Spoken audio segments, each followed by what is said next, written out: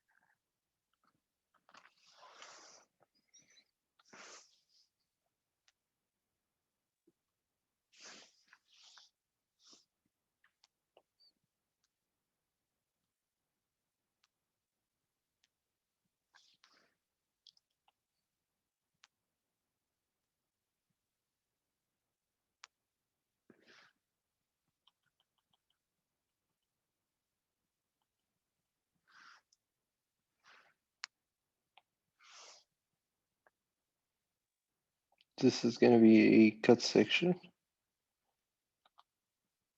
in the penis.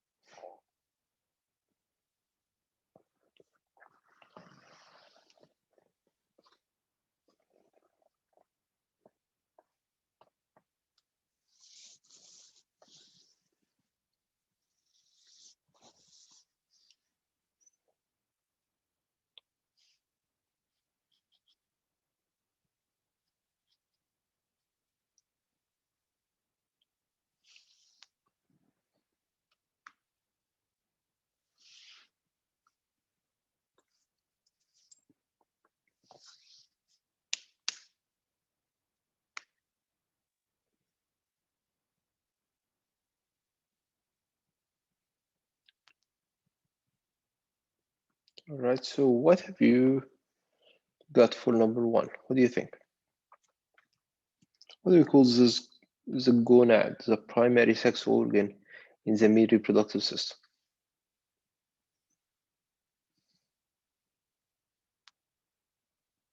Yeah, testis.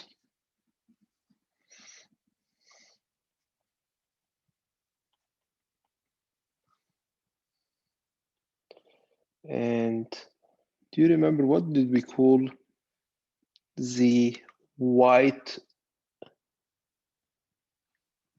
membrane that covers the testis from outside? That adheres to the wall of to the outer structure of the testis. This is the exactly tunica albuginea.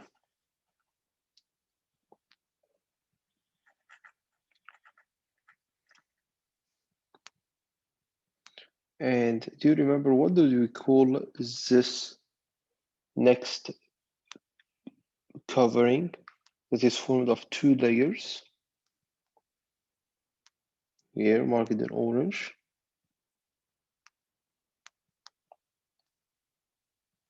The most internal layer was the tunica albuginea. What did we call the membrane that has 2 layers and in between we did have a cavity? This was my tunica vaginalis.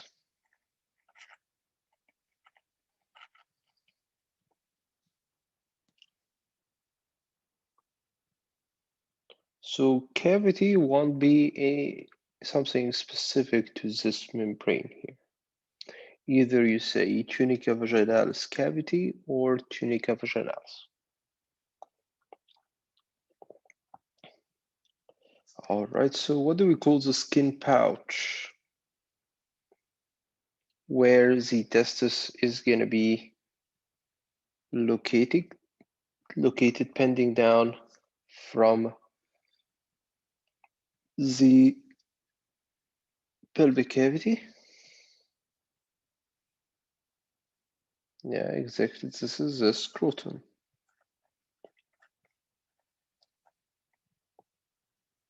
Scrotum. Do you remember what do we call this body located above the testis? Formed of ducts that will receive the sperms from the testis. This is anyone else?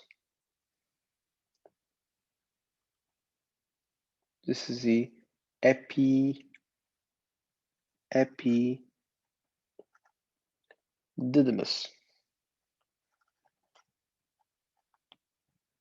So if I was marking here the ducts that will be connecting these seminiferous tubules, which I did not draw in here, with the epididymis, this is what we call the Zerity Tests. You see the ducts here that will be connecting the seminiferous tubules to the ducts of the epididymis is what we call the Zerity Tests. But this organ itself, located on top of the testis, it's the epididymis. All right? Does this make sense? Does this make sense?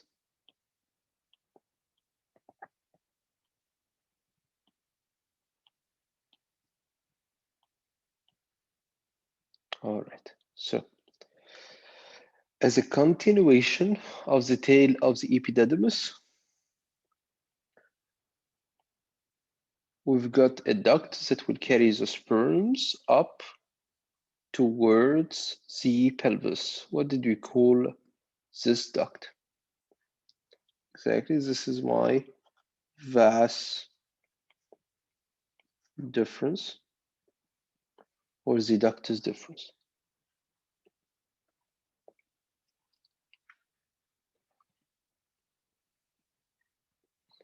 All right, so the sperms are carried through the vas difference, travel up towards the pelvic cavity, and remember, inside the pelvic cavity, we've got this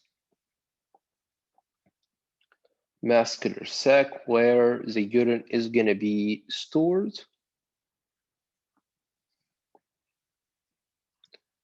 This is the urinary bladder.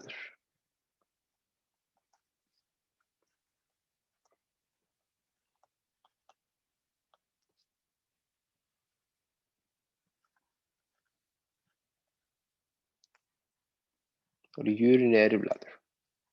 Remember the vas difference, carrying the sperms, gonna meet with the duct of a gland. What do we call this gland down here? That will be producing a large part of the seminal fluid. This is the seminal vesicle.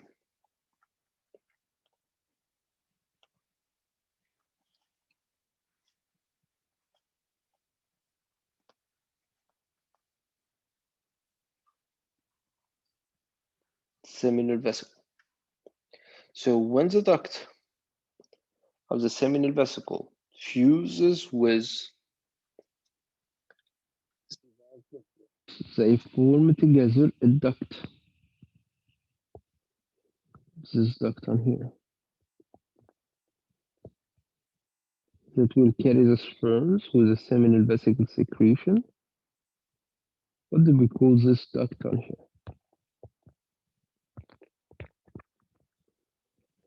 Exactly, ejaculatory duct.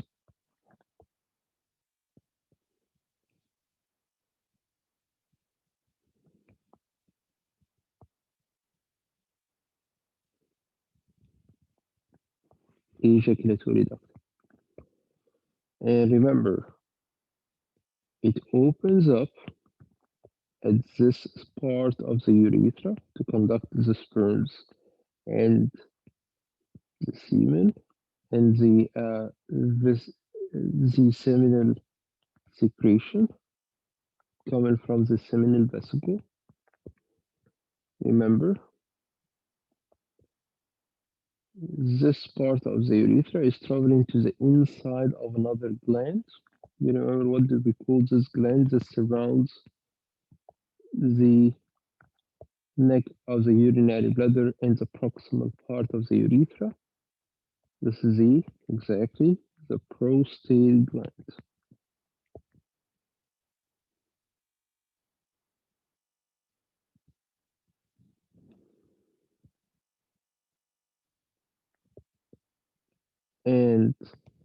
The urethra gonna be traveling to the outside of the prostate glands and enters the penis.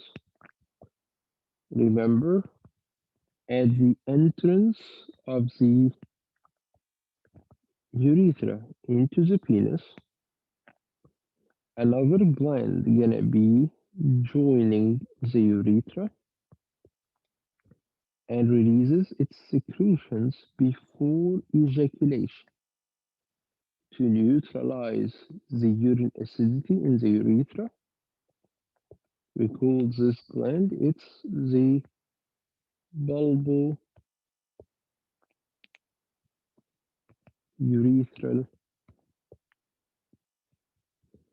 gland.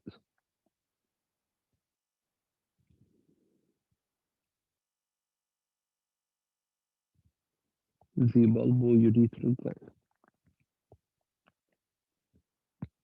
Another name is Cooper's gland.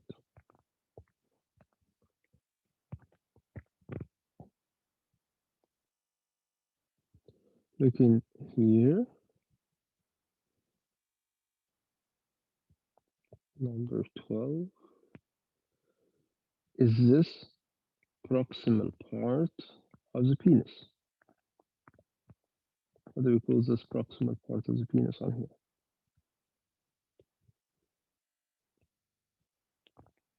The root of the penis.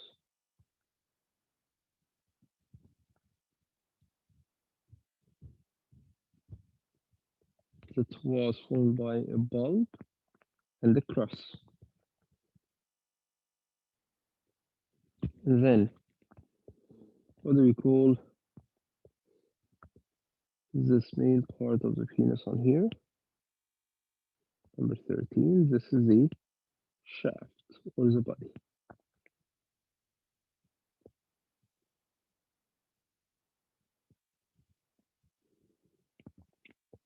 What do we call this most distal part?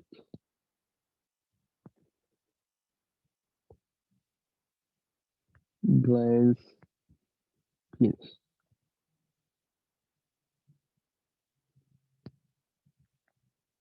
Glans penis. And remember, there's different parts of the urethra.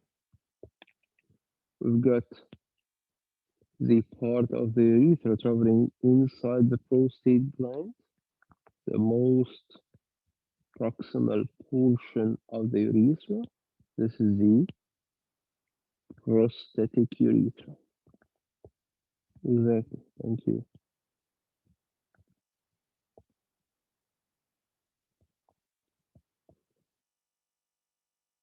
Then, as the urethra travels out of the prostate gland, it's going to be passing through the pelvic floor, the urogenital diaphragm. We call this is the exactly membranous urethra or intermediate urethra.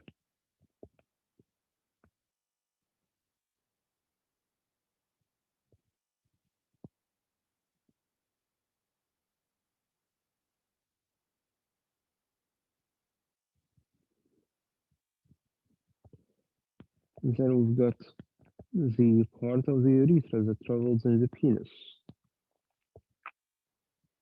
This is the spongy urethra or penile urethra.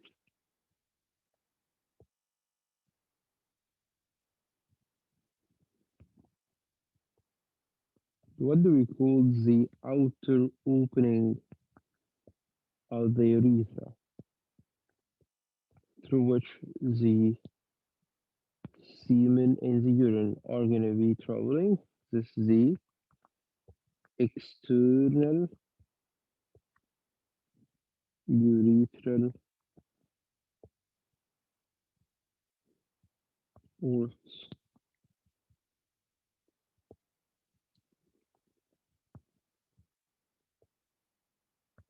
External urethral orifice. Kimberly, do you have a question?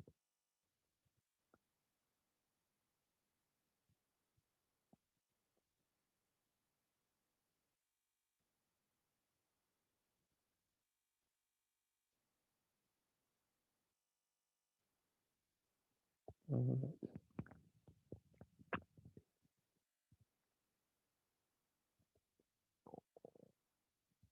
My sound is muffled.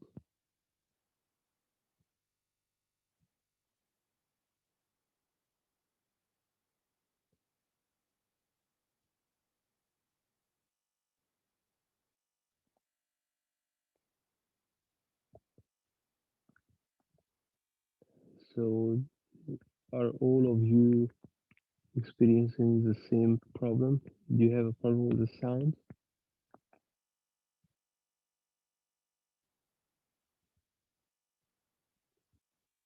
Yes, yes, yes, yes, yes.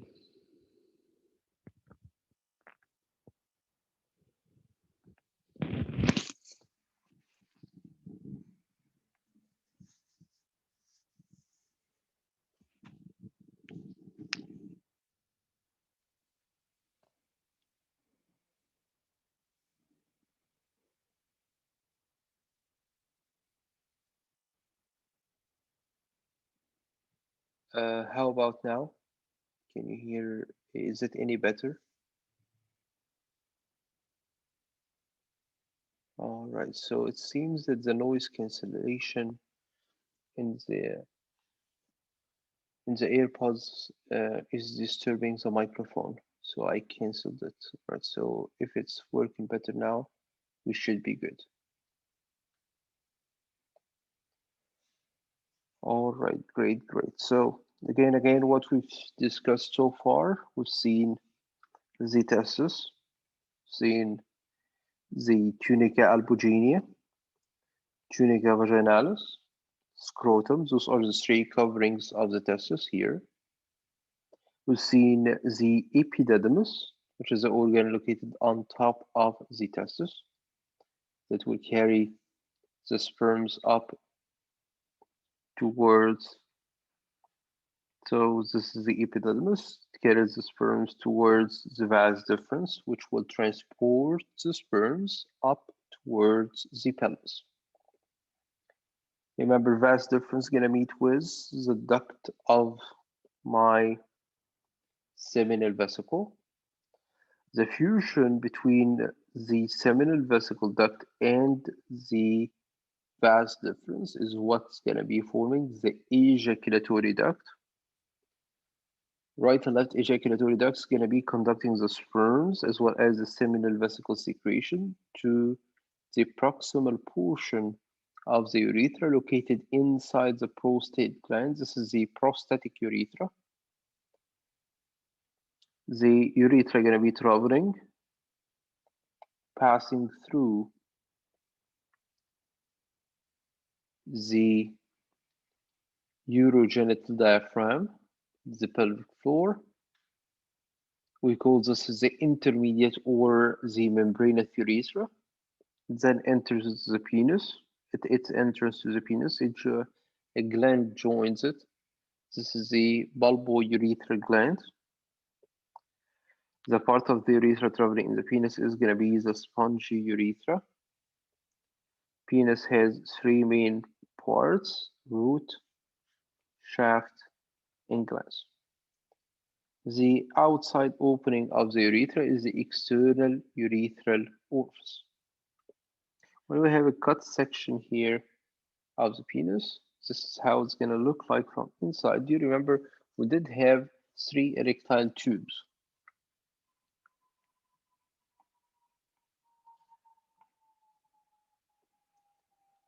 We did have three erectile tubes that are located in the penis. Do you remember what do we call those three erectile tubes?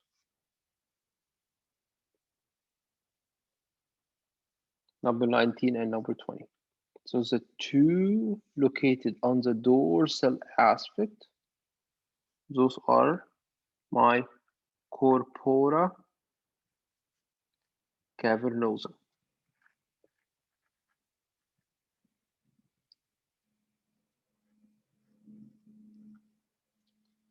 Corpora cavernosa.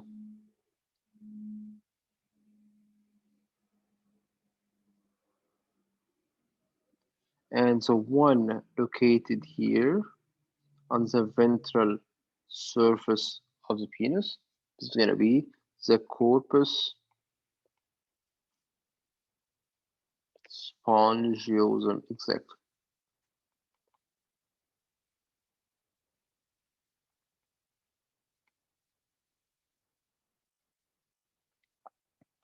All right.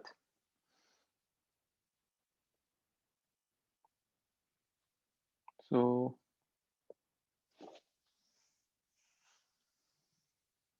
let's check a diagram here related to the female reproductive system, just to refresh your memory.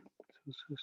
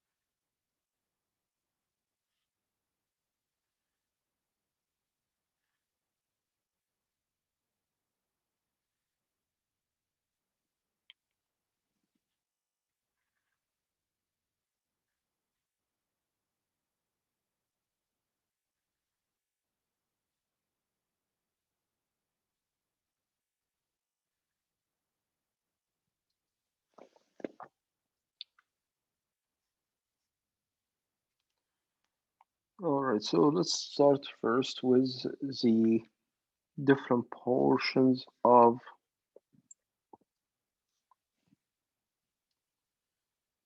the uterine tube.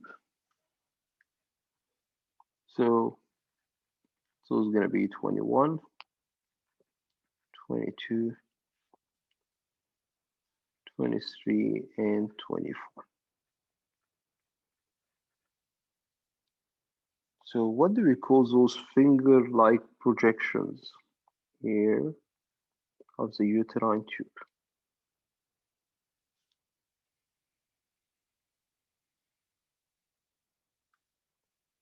Those are my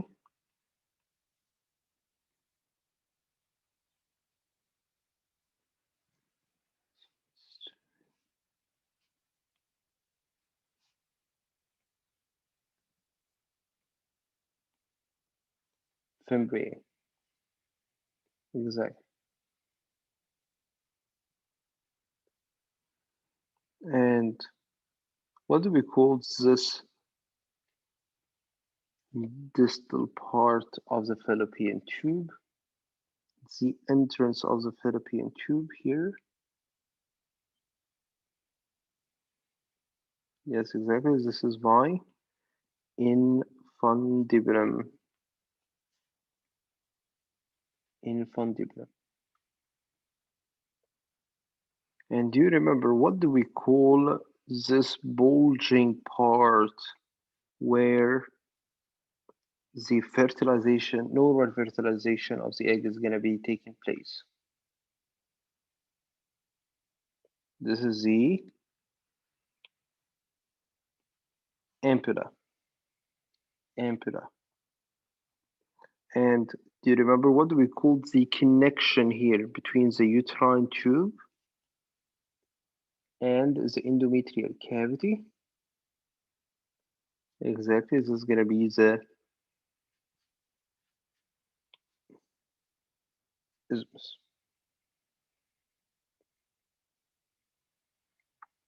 So let's check here the three layers forming the wall of the uterus. The three layers forming the wall of the uterus.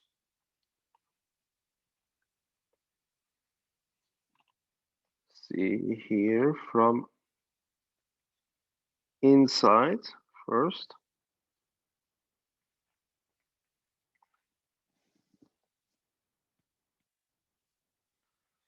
Inside. Then is the middle layer formed of muscles. And then the outer layer forming the outer covering of the uterine wall. So what do you think is going to be the deepest layer? What do we call the deepest layer lining the inside of the uterus? This is inside endo and uterus metrium. So endometrium is going to be my endometrium. And what do we call the muscle layer forming the most of the thickness of the wall of the uterus? This is the myometrium. And remember, what do we call the membrane that surrounds all this? Around is peri. So we're going to call it the perimetrium.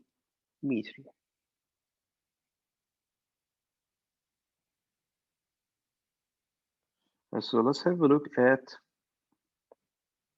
here's the three main parts of the uterus. We have this dome-shaped part of the uterus, and then the middle part of the uterus on here,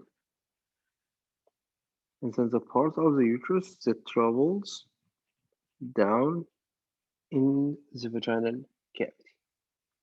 So what do we call this dome-shaped part of the uterus on here?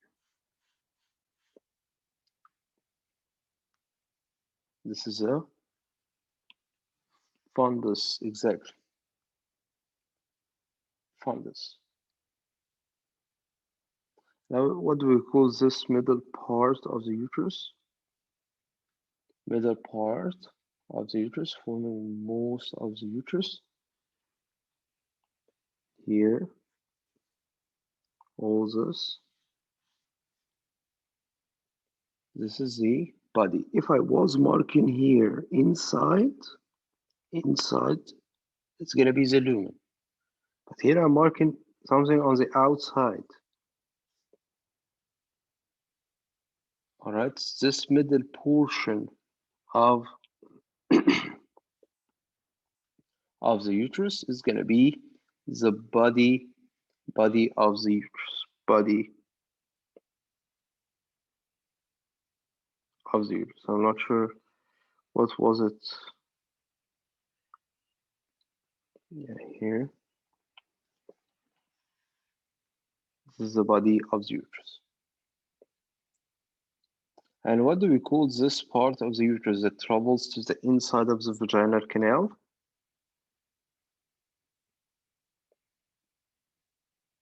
What do we call this portion? This portion on here of the uterus that travels inside the vaginal canal. This is the cervix, exactly.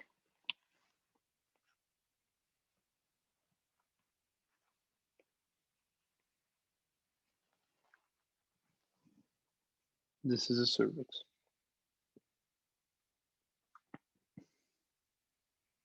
And let's check on here. Three parts of the cervix. Three parts of the cervix.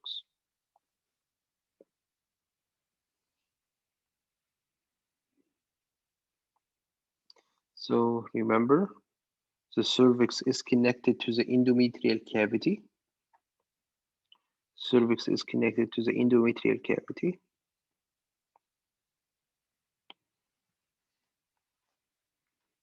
by this opening. What do we call it here? So this is going to be 31.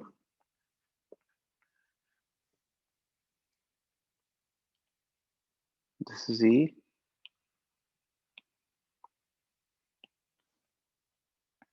internal os.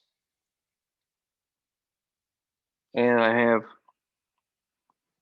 an outside opening that connects the cervix to the vaginal canal. This is going to be number 32, I'm sorry. The external os. And remember, the canal connecting the two together is what we call the cervical canal. Cervical canal. All right, so number 31, internal os, number 32 is external os. This is just a quick refresher here, but all the markings are of great importance. So let's check on here one more important structure here. So what do you think we call this large ligament that will be covering the fallopian tube, the ovary, and the uterus? What do we call the whole structure on here? Number 33.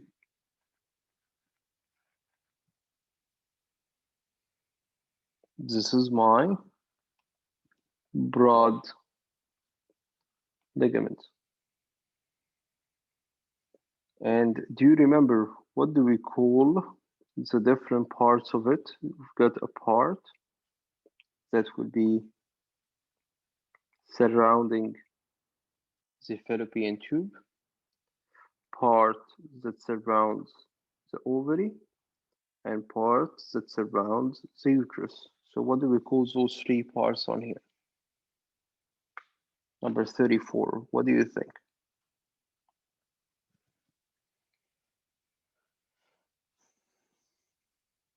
This is my mesosalpinx. Mesosalpinx. And how about the part that will be covering the ovary?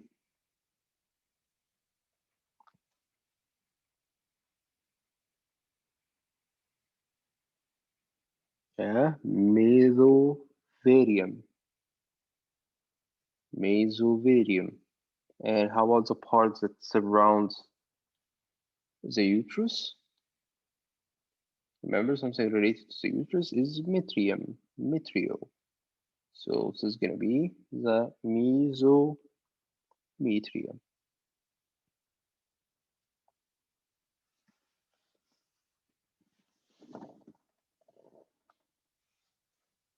All right.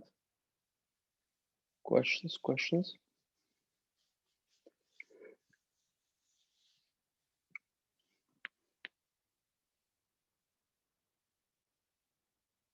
Any question?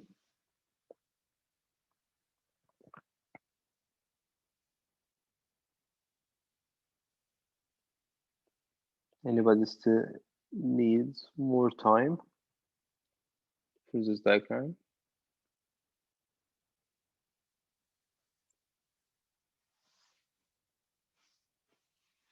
All right. So we can have a break for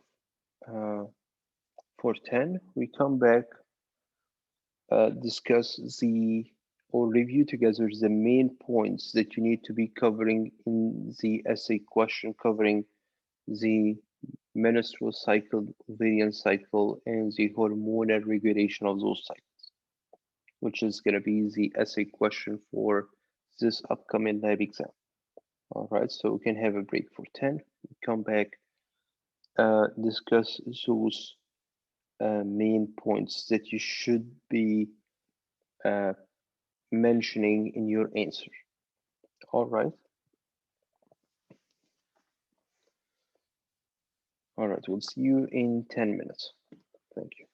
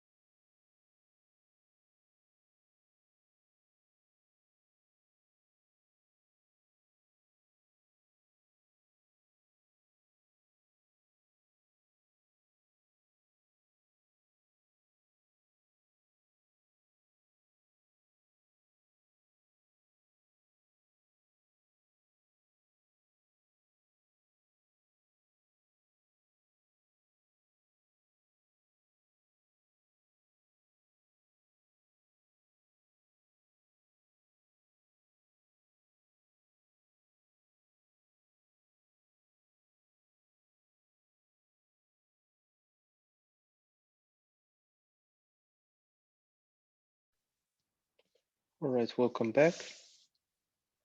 Want to double check first if you can hear me clearly and if you can see the presentation on the screen.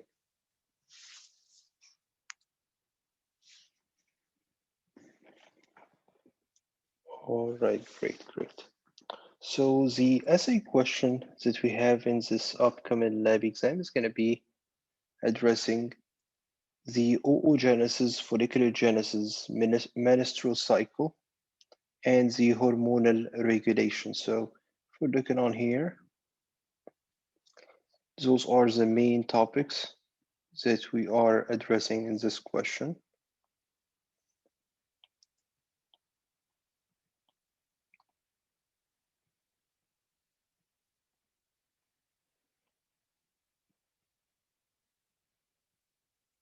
Again, those are the oogenesis, follicular genesis,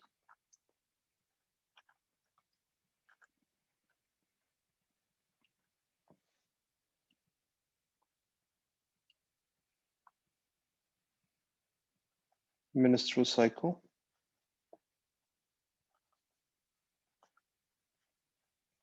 and the hormonal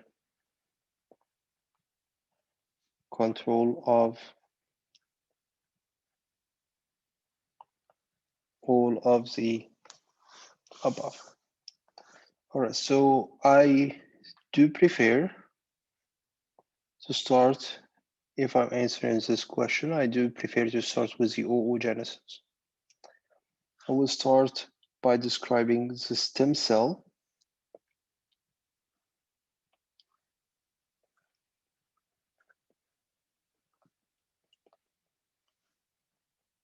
If I'm answering this question, I will start with discussion of the oogonium.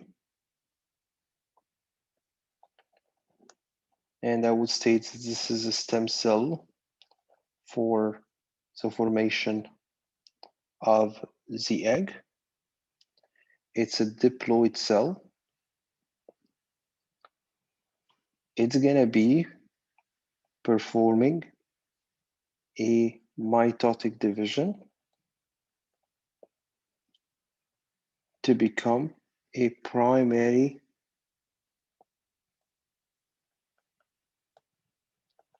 oocyte. And this mitosis is only taking place during fetal life, before birth. Before the female is born, the oogonia gonna become primary oocyte. The primary oocytes are gonna be kept in the ovary during childhood and infancy, or infancy and childhood, until the time of puberty.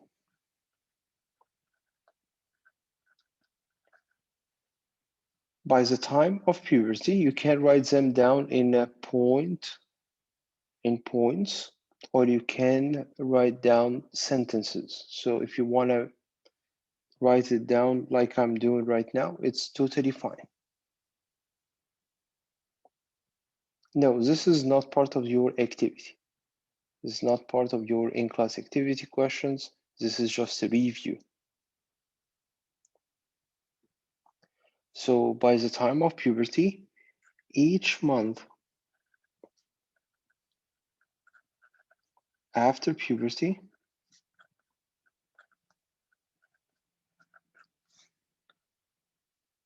the one primary oocyte that will be ovulated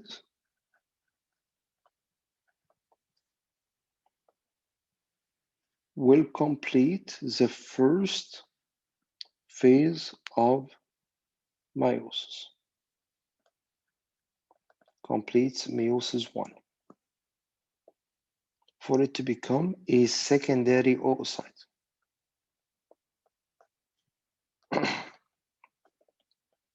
Remember, the secondary oocyte is not a mature egg. It's gonna be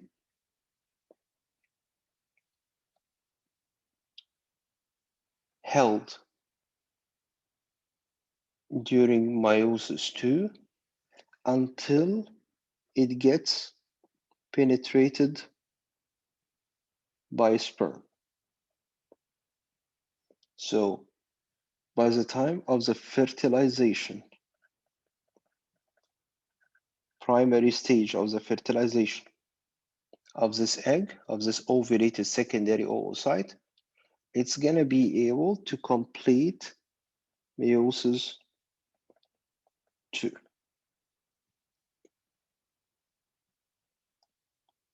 For it to become the mature ovum.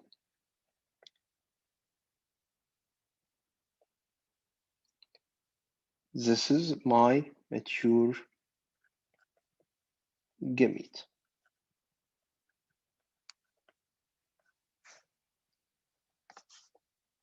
All right, this is for the discussion of the oogenesis. So in order for you to get the full score here for oogenesis, this is what I'm expecting to see in your response. You need to state the oogonium performing mitosis during fetal life to become primary oocyte, which is a form of the eggs kept in the ovary during childhood. It won't completed meiosis I until the time of the ovulation. This would take place each month for one of the primary oocytes, each month after puberty. By the time of the ovulation, it completes meiosis I to become a secondary oocyte. It won't become a mature egg unless it gets fertilized, penetrated by sperm for it to complete meiosis II. So those are the key words I will be looking for in your response. Oogonium, primary oocyte, secondary oocyte, ovum, and what type of cell division is it going to be completing at each stage, and when each of them is going to be taking place. Is this clear so far? What I'm looking for in your response for oogenesis? All right. Next is going to be the folliculogenesis.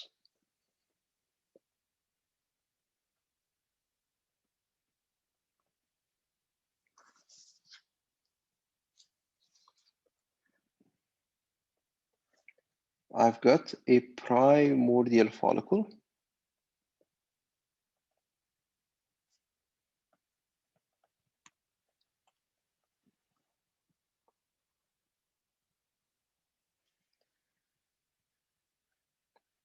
The primordial follicle is a form of the follicle that is kept in the ovary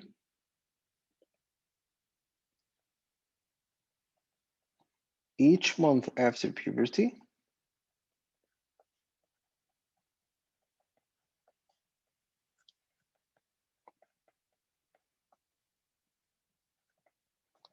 The primordial follicle becomes a primary follicle. Some of the primordial follicles will become primary follicles,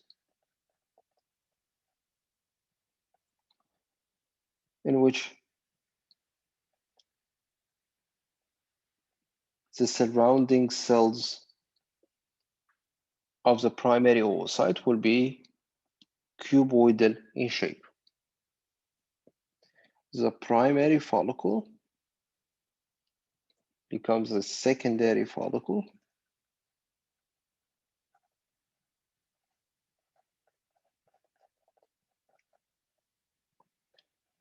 still have a primary oocyte inside the follicle, but I have multiple layers of follicular cells now surrounding the primary oocyte. Only one of the growing follicles each month will become the Graafian follicle or the mature follicle.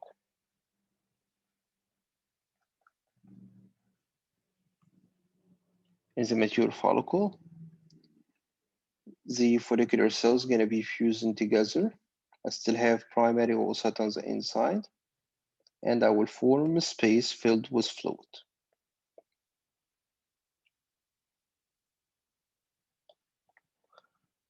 What triggers the development of the follicle here?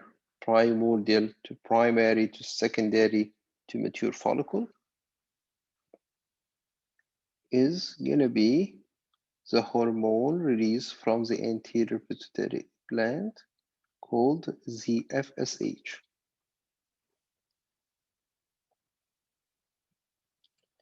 The mature follicle, under the effect of the LH, surge, ruptures, and ovulation takes place.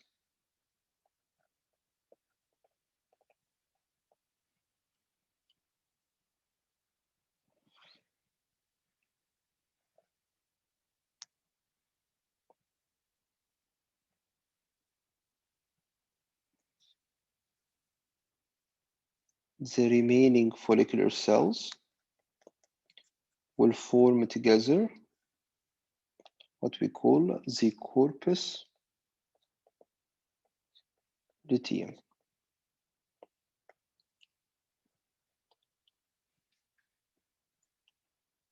If no fertilization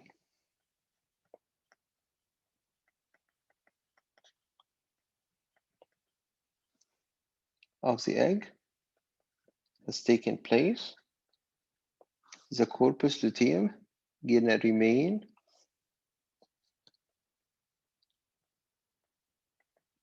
in the ovary for 14 days.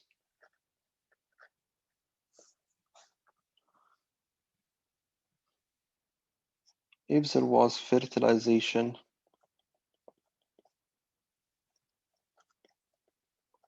of the ovulated egg,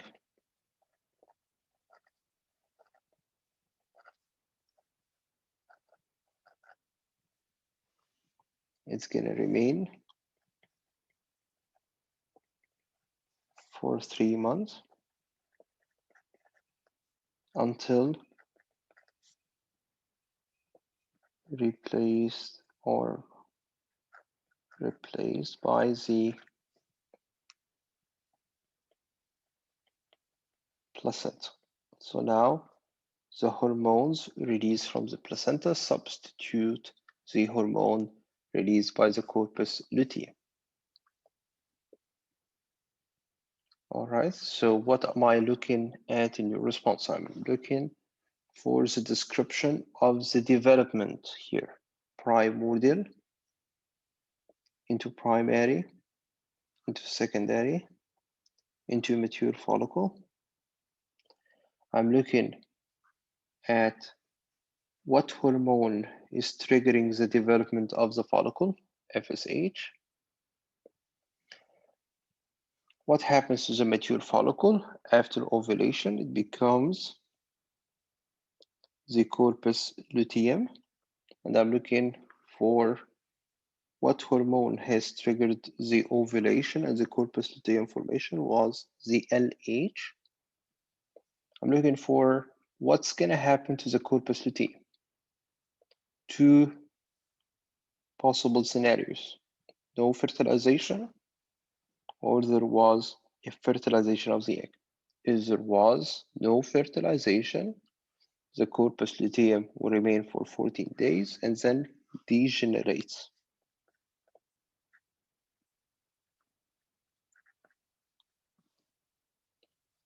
If there was a fertilization of the ovulated egg, it's going to remain for 3 months until its function gets replaced by the placenta.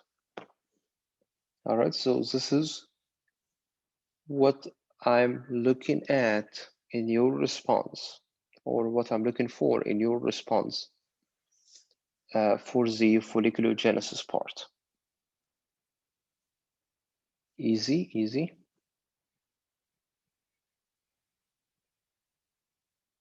Follicle stimulating hormone.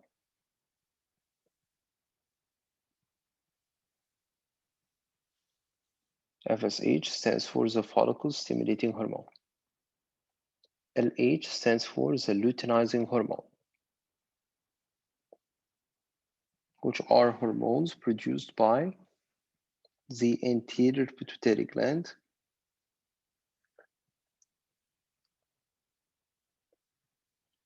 The FSH gets produced by the anterior pituitary gland under the effect of the GnRH coming from the hypothalamus, gonadotropin releasing hormone. GnRH stands for gonadotropin releasing hormone.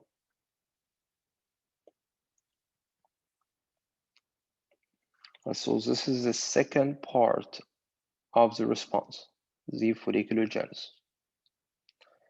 A third part of the response is the menstrual cycle.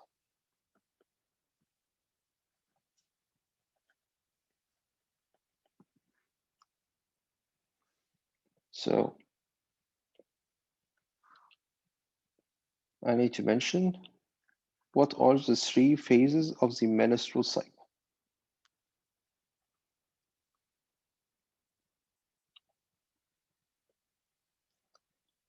And in which days will this occur in? So the menstrual phase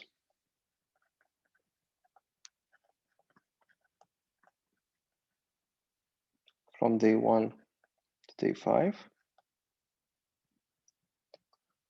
What happens during the menstrual phase? The stratum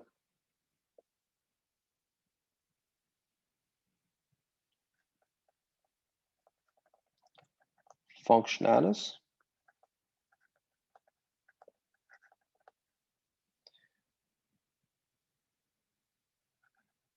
due to drop in all ovarian hormones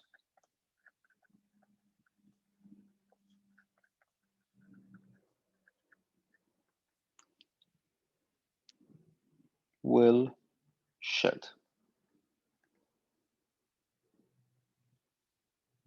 And the menstrual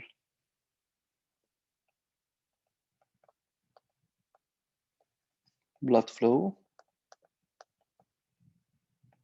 occurs. So I'm looking for name of the phase, days, what happens, shedding of the stratum functionalis of the endometrium, and what hormones are playing a role. Here in this phase, I have drop in all ovarian hormones.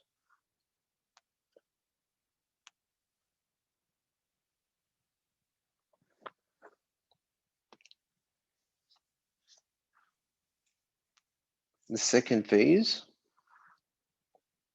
is the proliferative phase. It's going to be day 6 to day 14.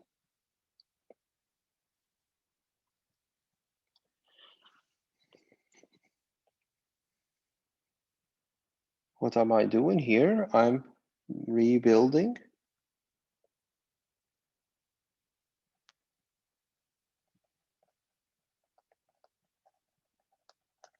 stratum functionalis,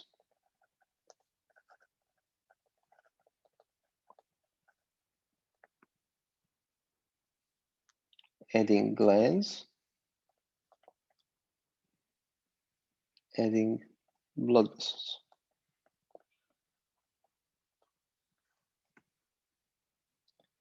This takes place under the effect of an ovarian hormone. What ovarian hormone do you remember?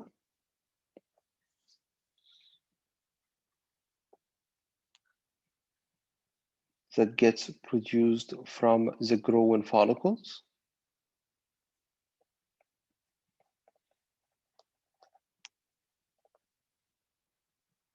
It's the estrogen. So I'm looking here, name, time, what happens, hormone. Next, it's going to be the secretory phase.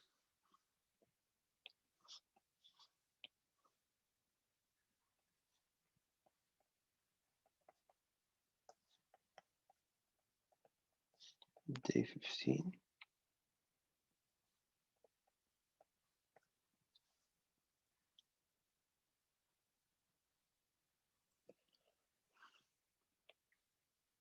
What happens during this phase? Glands gonna be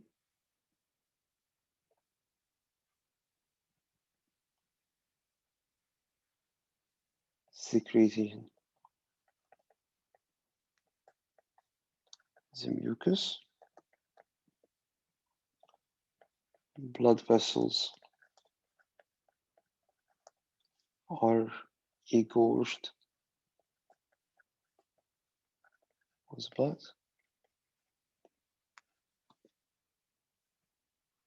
and remember what triggers the activation of the glands, the filling of the blood vessels with blood, is another ovarian hormone that precedes gestations, that rises before pregnancy. It's my progesterone. So I'm looking for name, time, few words about what is happening during this phase, and what hormone am I under the effect of.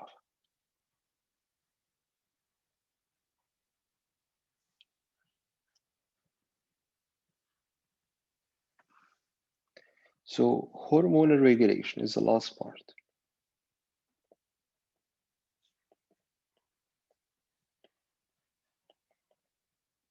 I need to mention where it all starts from. Hypothalamus,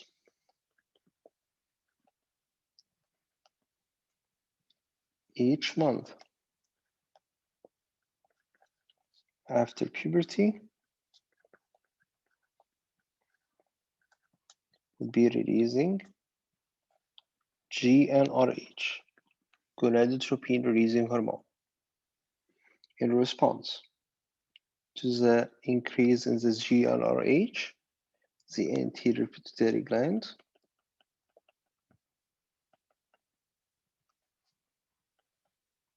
will release mainly FSH, follicle stimulating hormone. FSH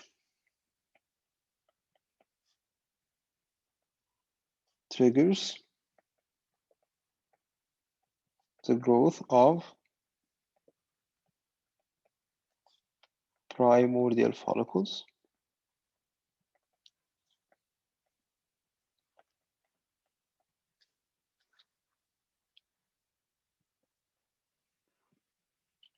all right? So this is a pituitary hormone here. Growing follicles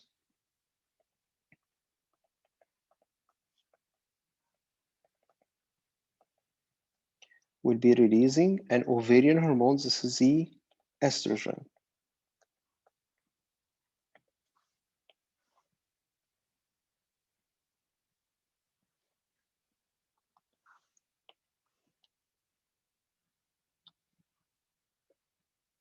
The dominant follicle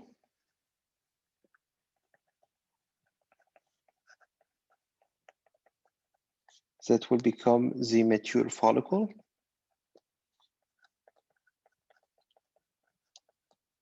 will release large amounts of estrogen. So all the growing follicles that we've seen here are releasing estrogen. When it comes to the mature follicle, we'll be releasing large amounts of estrogen.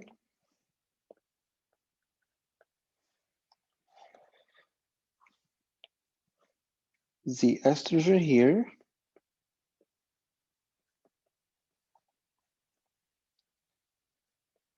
high levels of estrogen will have a positive feedback effect on the anterior pituitary gland,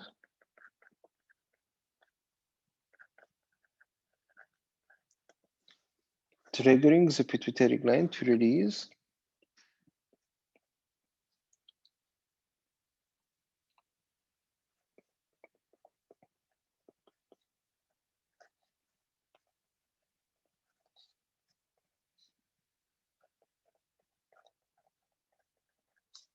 large amounts of LH. This is our second pituitary hormone. So we have 4 hormones, 2 from the anterior pituitary gland, 2 from the ovary.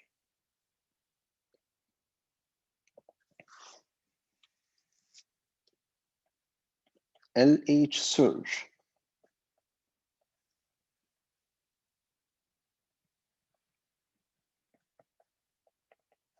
triggers the ovulation and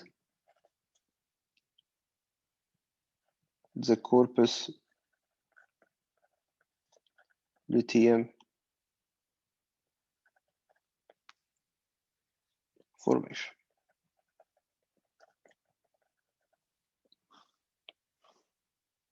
So this is a key player on here, the corpus luteum. Corpus luteum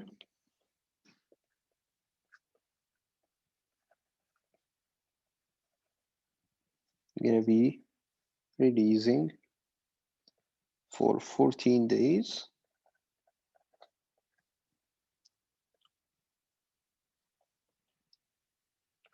the progesterone.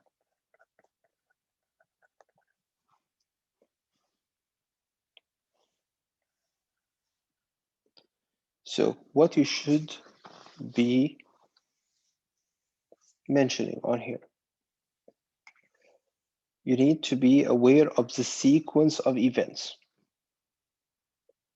So you need to know that it all started by GnRH triggering the pituitary gland to release FSH. FSH, so in summary here, so you've got FSH acts on follicles. Follicles in response release estrogen.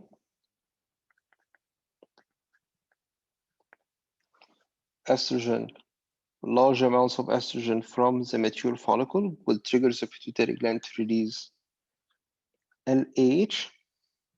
Sudden surge of LH will allow ovulation and corpus luteum formation. Corpus luteum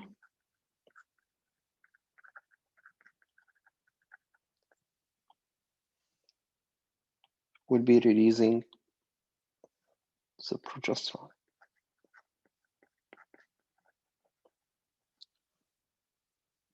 So you've got what here? You've got an ovarian hormone acting on something in the ovary, resulting in production of an ovarian hormone. The ovarian hormone on here triggers the release of another pituitary gland hormone, LH, that acted on the follicles causing the formation of the corpus luteum that releases another ovarian hormone. What happens after 14 days?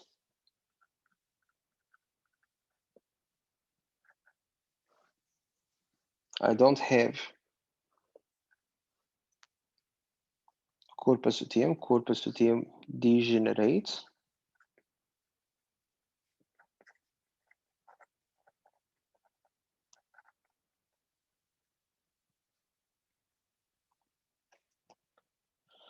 There will be drop here in the progesterone, and I don't have estrogen. The drop in progesterone and estrogen is what is going to be triggering another cycle to begin. So the drop of the ovarian hormones after the degeneration of the corpus luteum is what going to be triggering the hypothalamus to release GnRH. And the GnRH stimulates the pituitary gland to release FSH, stimulating more follicles that will release estrogen. Large amounts of estrogen will trigger the sudden release of LH. LH will allow the formation of the corpus luteum, which produces the progesterone. Progesterone gonna be released for 14 days. What happens after 14 days if there was no fertilization of the egg? Corpus luteum degenerates. Drop in ovarian hormones will trigger another cycle to begin. Hypothalamus generates GnRH. GnRH activates the anterior pituitary gland to release FSH that will act on the follicles. Maturation of the follicle. Maturing follicle is going to be releasing estrogen. Estrogen rise going to cause the stimulation of the anterior pituitary gland to release LH. LH triggers the formation of the corpus luteum that produces progesterone. 14 days, no fertilization. Corpus luteum degenerates and a drop in ovarian hormones will take place. So those are the words that I will be looking for in your response. The sequence here is the most important thing. So if you put them in a different order, I won't be able to give you any points. Although you are mentioning the different hormones, but you don't put them in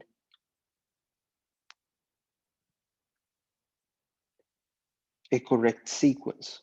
So you need to make sure that the sequence is clear in your mind and for you to not forget any of those steps. Is this clear? Is this clear what I'm looking for in your response?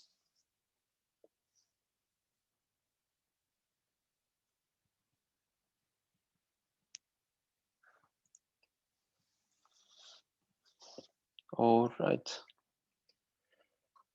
All right, so any questions for me? Any questions for me?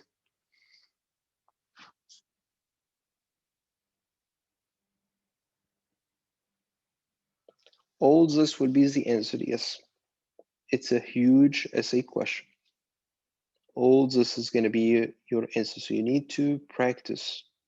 You need to practice it many, many times for you to be able to write it down in a relatively short period of time. Yes, 15 points. Yes, 15 points.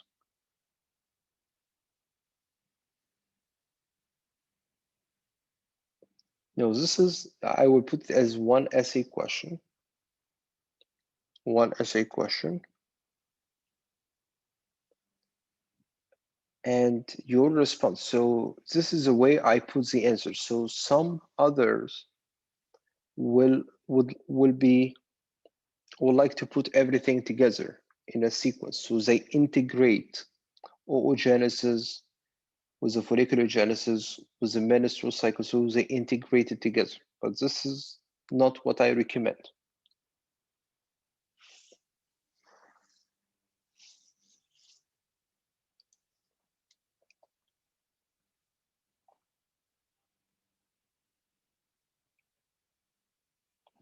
All right, so Nina, it's one essay question that I did break down into 4 parts for it to be easier to study and to write.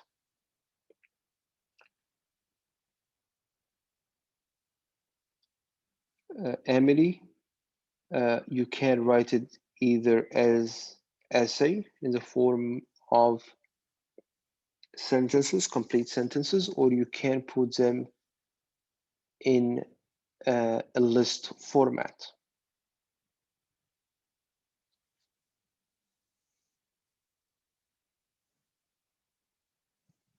Yes, I can show you the menstrual sex. So first segment is the oogenesis.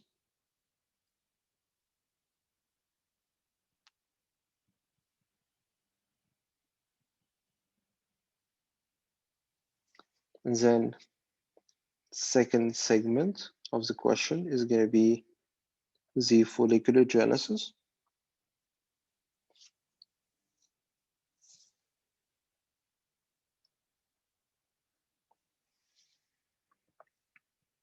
The third segment, it's the menstrual cycle.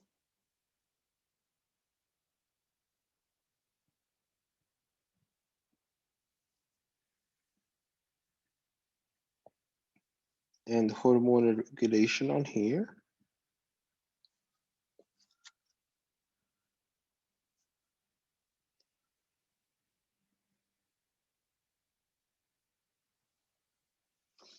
And this is a summary of the hormonal regulation.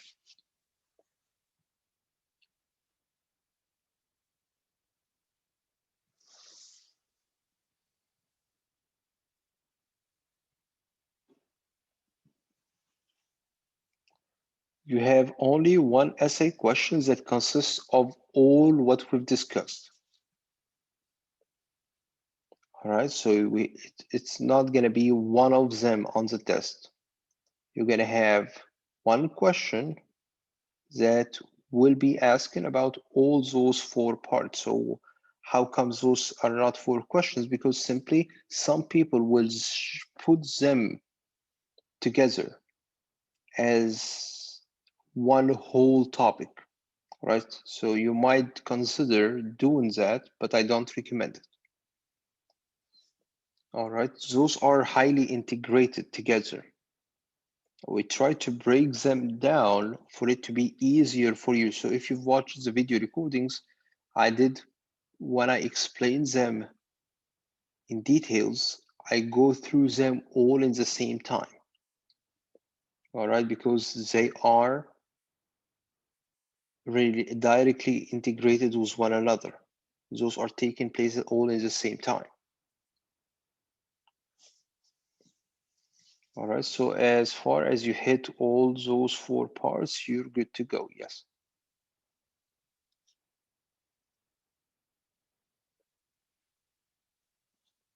The summary here for you to not forget anything. The summary here for you to not forget anything. All right, so just make sure that you did mention the sequence for it to be clear in the back of your mind.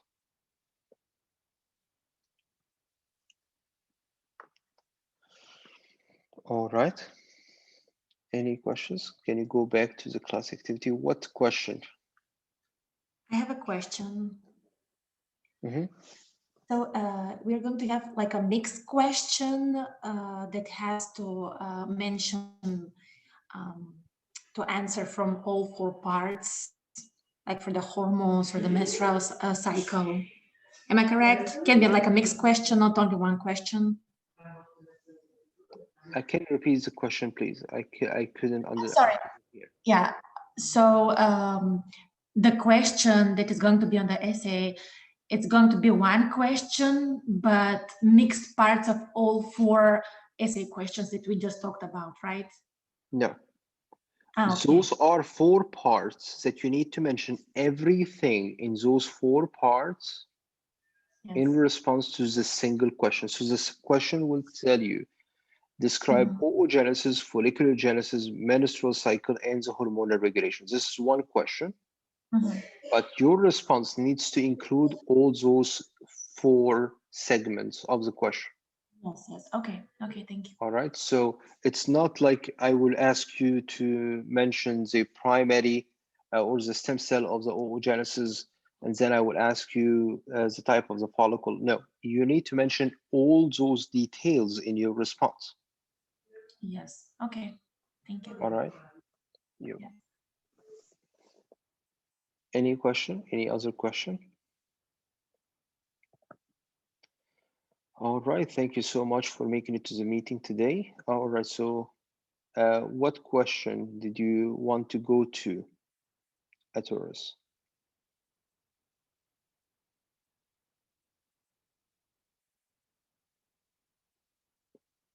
All right, so if you can hold on. All right, so thank you so much for making it to the meeting today. Today is our last class. We don't have class next week. Wish you all the best in your upcoming plans. And good luck with your test. And please send me a message on Canvas if you got any question.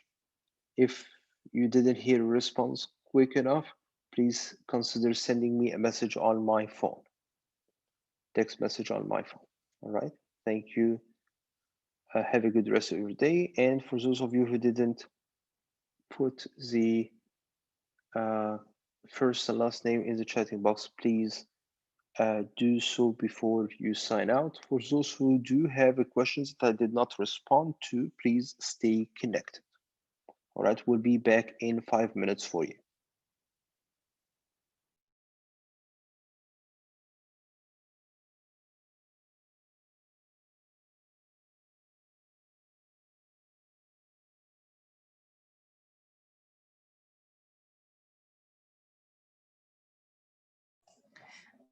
Oh, I have a question. Are you there? Yeah, I will be back in 5 minutes. Ah, okay, okay, sorry.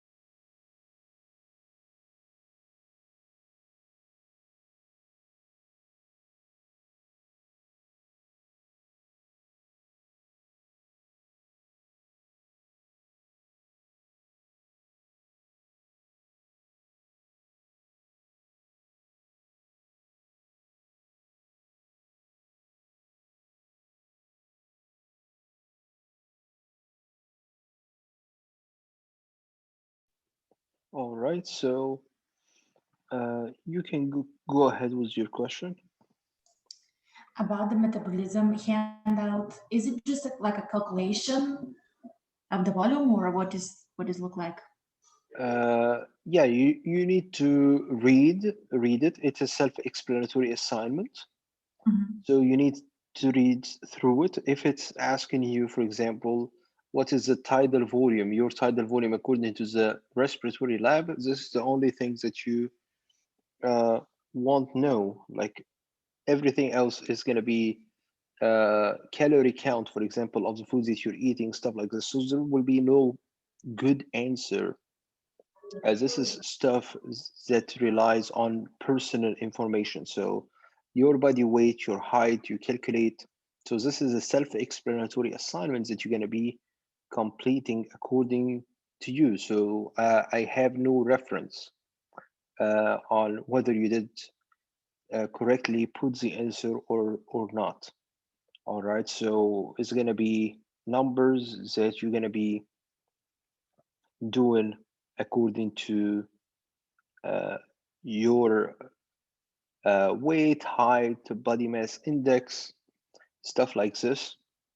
And you're going to reach results. And at the end, according to the results that you will reach, it will ask you, what do you think you're going to need to change in your diet or your daily activity?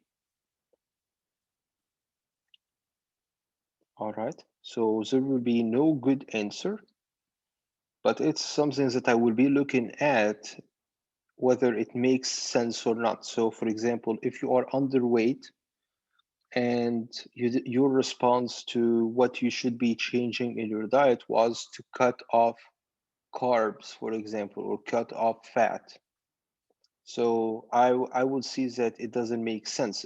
It's not integrated together. So uh, it needs to make sense for me, the numbers along with your response. All right. All right. So, Atras, you were asking about the previous question for the in-class activity. What question was it?